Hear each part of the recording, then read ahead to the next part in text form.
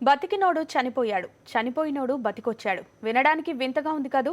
అవును, నిజంగానే నిజామాబాద్ జిల్లాలో ఈ ఘటన జరిగింది. ఇతని పేరు మత్తన్న.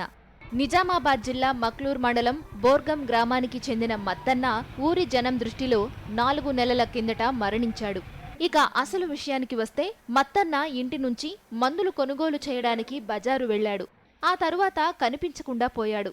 అదే సమయంలో ఊరి శివారులో ఓ శవం కనిపించడంతో అది మత్తన్న మృతదేహమని ఊరి జనం నమ్మారు. మత్తన్న కుటుంబ సభ్యులను నమ్మించారు. ఆయన్ను చంపేశారు.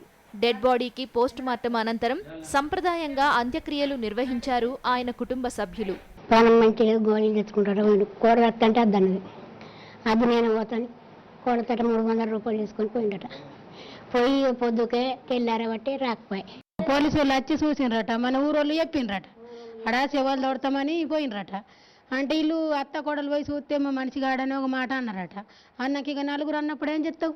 ఇక అనగానే మా మనిషి కావచ్చు, మరి లేనైతే లేడు అని తెచ్చుకొని ఇక వేరే మనిషిని తెచ్చుకొని సాగు చేసినాము.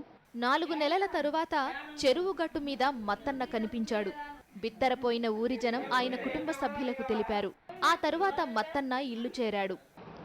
ఆ లెవెల్ నాకు బండి మీద ఎక్కించుకపోయారు. అక్కడ జంగాలు వేసి పెట్టారు.